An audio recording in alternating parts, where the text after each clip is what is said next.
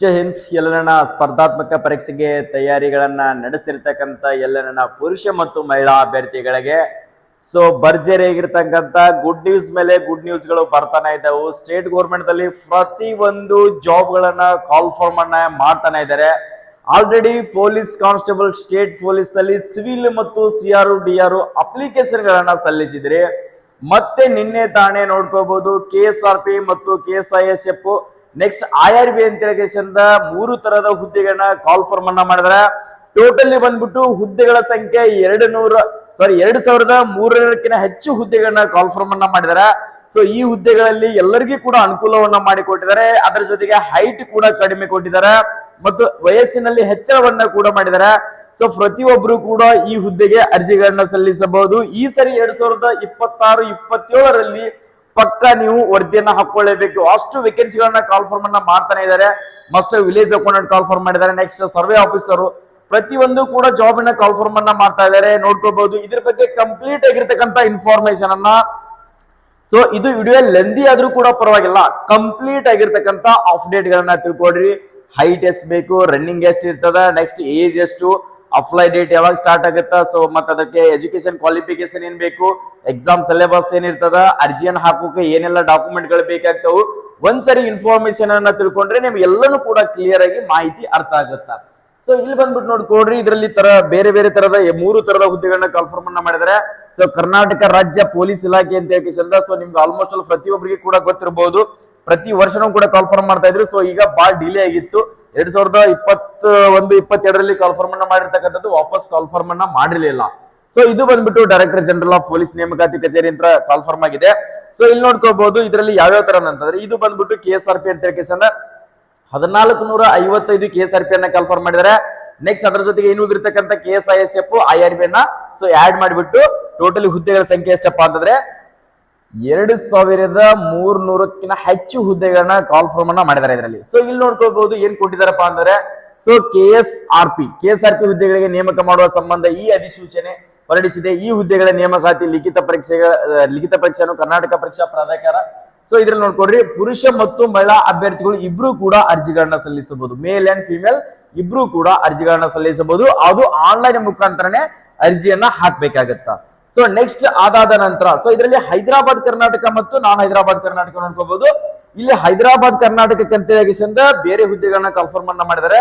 Next ಅದರ ಜೊತೆಗೆ ಹೈದರಾಬಾದ್ ಕರ್ನಾಟಕ ನಾನ್ HK ದವರಿಗೆ ಕೂಡ ಬೇರೆ ತರದ ಹುದ್ದೆಗಳನ್ನ ಇದರಲ್ಲಿ ಕಾಲ್ಫಾರ್ಮ್ ಅನ್ನ ಮಾಡಿದ್ದಾರೆ. ನಿಮ್ಮ ಎಲ್ಲಿ ಯಾಕಪ್ಪ ಅಂದ್ರೆ ಹೈದರಾಬಾದ್ ಕರ್ನಾಟಕಪ್ಪ ಅಂತಂದ್ರೆ ಗುಲ್ಬರ್ಗ ಆಗಿರ್ಲಿ, ಬೀದರ್ ಆಗಿರ್ಲಿ, ಇಂಥ ವಿದ್ಯಾರ್ಥಿಗಳು ಮಾತ್ರ ಅರ್ಜಿಗಳನ್ನ ಸಲ್ಲಿಸಬೇಕಾಗುತ್ತಾ. ಇನ್ನು ಉಳಿದಿರ್ತಕ್ಕಂಥ ವಿದ್ಯಾರ್ಥಿಗಳು ಅರ್ಜಿಗಳನ್ನ ಸಲ್ಲಿಸೋಕೆ ಅವಕಾಶ ಇದರಲ್ಲಿ ಇರೋದಿಲ್ಲ.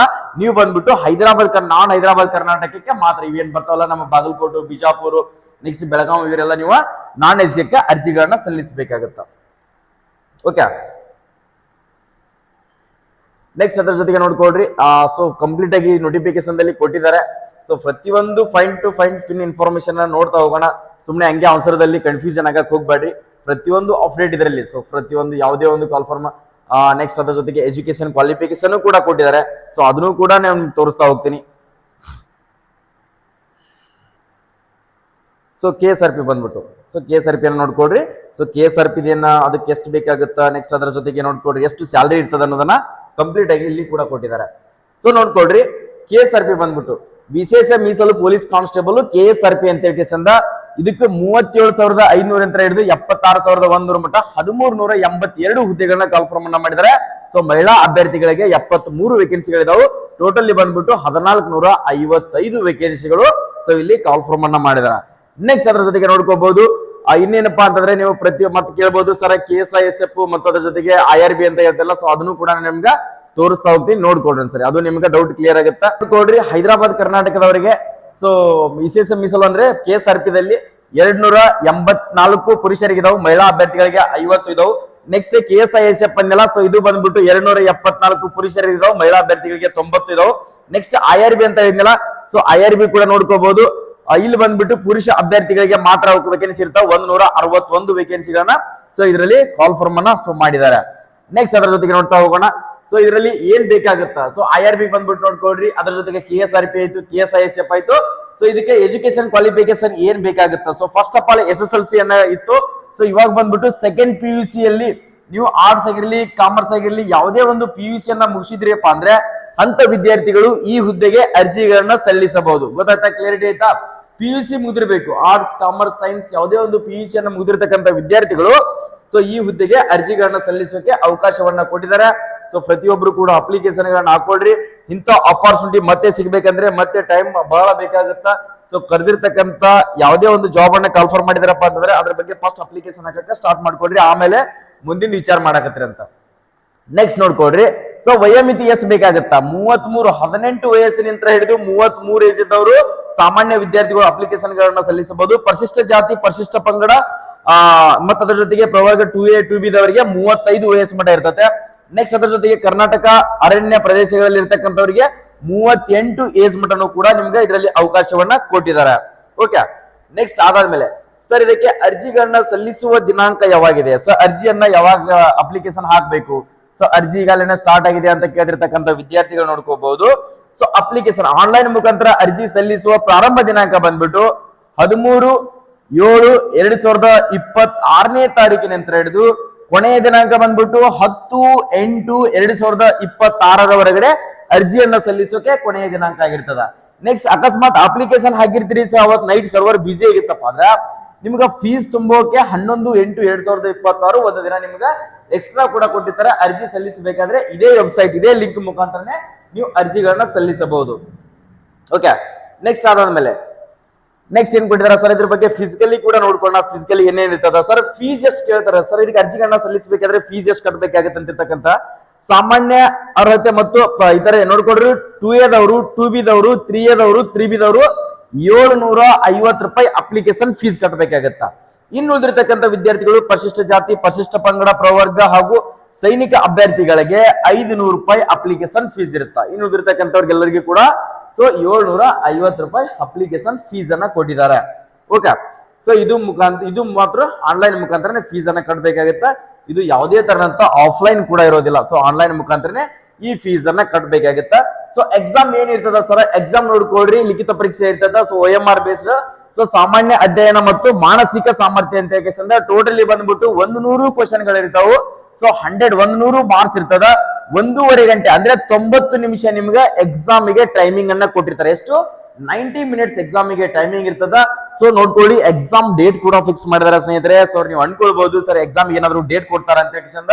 ಇಲ್ಲ, ಎಕ್ಸಾಮ್ ಗೆ ಡೇಟ್ ಕೂಡ ಫಿಕ್ಸ್ ಮಾಡಿದ್ರೆ 20/9/2026ಕ್ಕೆ ಮಧ್ಯಾಹ್ನ 2:30 ಹಿಡಿದು 4 ಗಂಟೆ ಮಟ್ಟ ಟೈಮಿಂಗ್ ಕೂಡ ಕೊಟ್ಟಿದ್ದಾರೆ. ಸೊ KE ದವರೇ ನಿಮ್ಮ ಎಕ್ಸಾಮ್ ಅನ್ನ ನಡೆಸ್ತಾ ಇದ್ದಾರೆ. ಸೊ ಆ ಕಾರಣಕ್ಕೋಸ್ಕರ ನೀವು ಈಗಿಂತ್ರನೇ ಸ್ಟಾರ್ಟ್ ಮಾಡ್ಕೊಳ್ರಿ. ಈಗೇನಾದ್ರು ಸಿವಿಲ್ ಪೊಲೀಸು ಮತ್ತು CRDR ಹಾಕಿ ಸ್ಟಡಿ ಮಾಡ್ತಾ ಇದ್ರಿ ಅಂದ್ರೆ ನೀವು ಆರಾಮ್ಸಾಗಿ ಇಷ್ಟರಲ್ಲಿ ಯಾವ್ದಾದ್ರು ಒಂದು ನೀವು ಕ್ಲಿಯರ್ ಆಗಿ ಮಾಡ್ಕೊಳ್ಬಹುದು. ಯಾವ್ದಾದ್ರು ಒಂದು ಜಾಬ್ ಅನ್ನ ಸೇರ್ಕೊಳ್ಬಹುದು. ಓಕೆ, ಎಕ್ಸಾಮ್ ಡೇಟ್ ಕೂಡ ಗೊತ್ತಾಯ್ತಾ? 20/9/2026ಕ್ಕೆ ನಿಮ್ಮ ಎಕ್ಸಾಮ್ ನಡೀತದ. ನೆಕ್ಸ್ಟ್ ಅದರ ಜೊತೆಗೆ ಓಕೆ ಎಕ್ಸಾಮ್ ಡೇಟ್ ಬಗ್ಗೆ ಅಂಕಿ ಕ್ಲಿಯರ್ ಆಯ್ತು ಅನ್ಕೊಳ್ತೀನಿ. ನೆಕ್ಸ್ಟ್ ಸರ್ ಸೆಲೆಕ್ಷನ್ ಪ್ರೋಸೆಸ್ ಯಾವ ತರ ಇರ್ತದೆ ಅಂತ ಕೇಳ್ತಾ ಇದ್ರಲ್ಲ. ಸೊ ಸೆಲೆಕ್ಷನ್ ಪ್ರೋಸೆಸ್ ಬಂದ್ಬಿಟ್ಟು ಫಸ್ಟ್ ಆಫ್ ಆಲ್ ನಿಮ್ದು ಎಕ್ಸಾಮ್ ಅನ್ನ ಕಂಡಕ್ಟ್ ಮಾಡ್ತಾರೆ. ಎಕ್ಸಾಮ್ ಆದ್ಮೇಲೆ ಸೊ ನೀವು ಎಕ್ಸಾಮ್ ನಲ್ಲಿ ಕ್ವಾಲಿಫೈ ಆದ್ರಪ್ಪ ಅಂದ್ರೆ ನಿಮಗೆ ಫಿಸಿಕಲ್ ಇರ್ತದ. ಸೊ ಫಿಸಿಕಲ್ ಆದ್ಮೇಲೆ ಸೊ ಮೆಡಿಕಲ್ ಟೆಸ್ಟ್, ಮೆಡಿಕಲ್ ಆದ್ಮೇಲೆ ಡಾಕ್ಯುಮೆಂಟ್ ವೆರಿಫಿಕೇಶನ್ ಇರ್ತದ. ಸೊ ಎಕ್ಸಾಮ್ ನಲ್ಲಿ ಎಷ್ಟಪ್ಪ ಅಂದ್ರೆ 1:5. ಸೊ ಇಲ್ಲಿ ಕೊಟ್ಟಿದ್ದಾರೆ ನೋಡ್ಕೊಡ್ರಿ 1:5 ಅಂತ ಹೇಳಿ ಒಂದು ಸೀಟಿಗೆ 5 ವಿದ್ಯಾರ್ಥಿಗಳನ್ನ ಎಕ್ಸಾಮ್ ನಲ್ಲಿ ಪಾಸ್ ಮಾಡ್ತಾರೆ.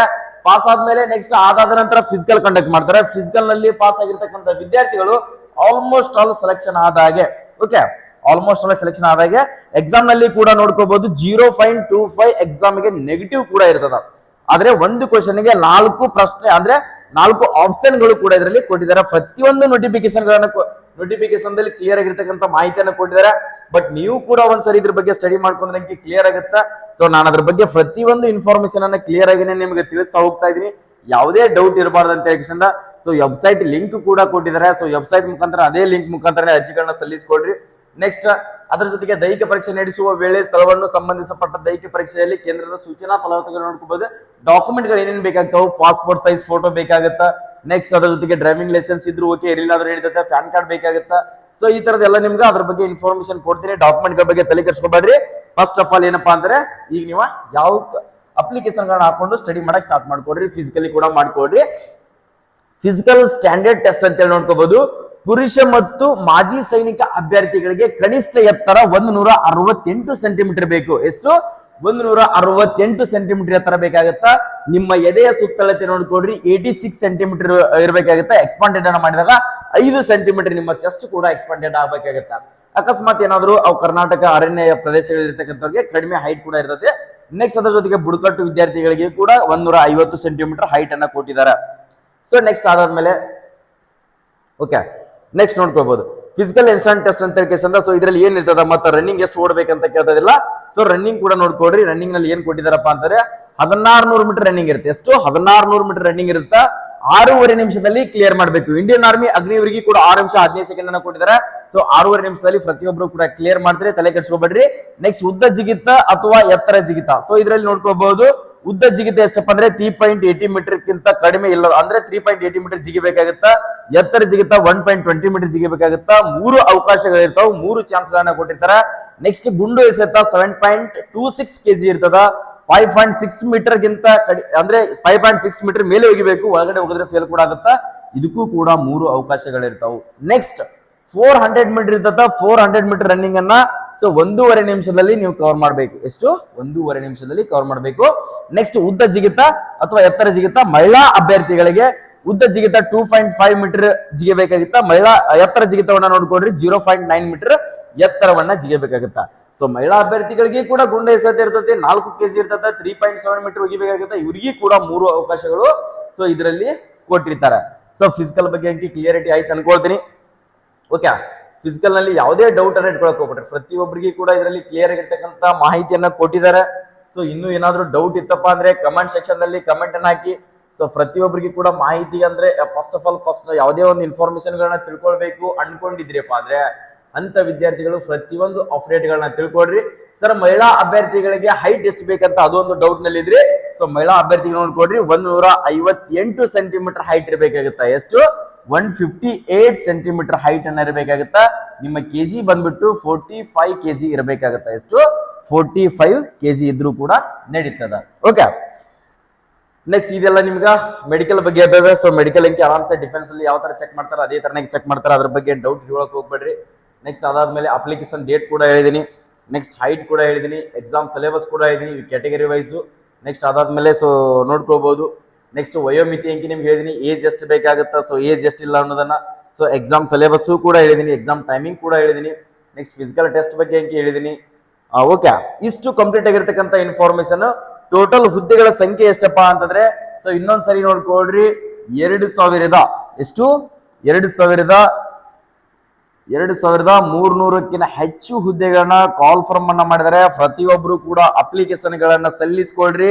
ಇದೇ ತರನಾಗಿ ಅಪ್ಡೇಟ್ ಗಳು ನಿಮಗೆ ಏನಾದ್ರೂ ಬೇಕಾಗಿದ್ರೆ ಯಾವುದೇ ಒಂದು ಸ್ಟೇಟ್ ಗೌರ್ಮೆಂಟ್ ಆಗಿರ್ಲಿ, ಸೆಂಟ್ರಲ್ ಗೌರ್ಮೆಂಟ್ ಆಗಿರ್ಲಿ, ಯಾವುದೇ ಒಂದು ಪ್ರೈವೇಟ್ ಜಾಬೇ ಕಾಲ್ ಫಾರ್ಮ್ ಮಾಡಿರ್ಲಿ, ಅದ್ರ ಬಗ್ಗೆ ಅಚ್ಚುಕಟ್ಟಾಗಿ ಅಪ್ಡೇಟ್ ಗಳನ್ನ ತಿಳ್ಕೊಳ್ಬೇಕು ಅನ್ಕೊಂಡಿದ್ರಪ್ಪ ಅಂದ್ರೆ ನಮ್ಮ ಯೂಟ್ಯೂಬ್ ಚಾನಲ್ ನಾವು ಕೊಟ್ಟಿರ್ತಕ್ಕಂಥ ಮಾಹಿತಿ ಇಷ್ಟ ಆಗಿದ್ರೆ ಸೊ ಹೆಲ್ಪ್ ಆಗಿದ್ರೆ ನೀವೇನಾದ್ರೂ ಈ ಸರಿ ಪಕ್ಕ ಜಾಬ್ ಸೇರ್ಕೊಳ್ಬೇಕು ಸರ್, ನಾನು 100% ನೌಕರಿ ಮಾಡ್ಕೊಳ್ಬೇಕಂತ ಆಸೆನ ಹೊತ್ಕೊಂಡಿದ್ರೆ ನಮ್ಮ ಯೂಟ್ಯೂಬ್ ಚಾನಲ್ಗೆ ಸೊ ಒಂದು ಲೈಕ್ ಮಾಡಿ, ಈ ವಿಡಿಯೋನ ನಿಮ್ಮ ಸ್ನೇಹಿತನಿಗೆ ಕೂಡ ಶೇರ್ ಮಾಡ್ರಿ. ಕೆಳಗಡೆ ಕಾಣ್ತಾ ಇದೆಯಲ್ಲ ಸಬ್ಸ್ಕ್ರೈಬ್ ಬಟನ್, ಈ ಸಬ್ಸ್ಕ್ರೈಬ್ ಬಟನ್ ಅನ್ನ ಈಗ್ಲೇನೆ ಒದ್ಕೊಂಡ್ರೆ ಡೈಲಿ ಇನ್ಫಾರ್ಮೇಶನ್ ಗಳು ಬರ್ತಾನೆ. ನಿಮ್ಗೆ ಯಾವುದೇ ಒಂದು ಅಪ್ಡೇಟ್ ಬಂದ್ರು ಕೂಡ ನಿಮ್ಗೆ ಅದ್ರ ಬಗ್ಗೆ ಇನ್ಫಾರ್ಮೇಶನ್ ಗಳನ್ನು ಕೊಡ್ತಾನೆ ಇರ್ತೀವಿ. ಸೊ ಫಸ್ಟ್ ಆಫ್ ಆಲ್ ನೀವೇನ್ ಮಾಡ್ಬೇಕಪ್ಪ ಅಂದ್ರೆ ಕೆಳಗಡೆ ಕಾಣ್ತಿರುವಂತಹ ಸಬ್ಸ್ಕ್ರೈಬ್ ಬಟನ್ ಅನ್ನು ಒತ್ಕೊಂಡು ಏನಾದ್ರೂ ಡೌಟ್ ಇತ್ತಂದ್ರೆ ಕಮೆಂಟ್ ಸೆಕ್ಷನ್ ದಲ್ಲಿ ಕಮೆಂಟ್ ಅನ್ನು ಹಾಕ್ರಿ. ಎಲ್ಲರಿಗೂ ಕೂಡ ಒಳ್ಳೇದಾಗ್ಲಿ. All the best. Jai Hind, Jai Karnataka.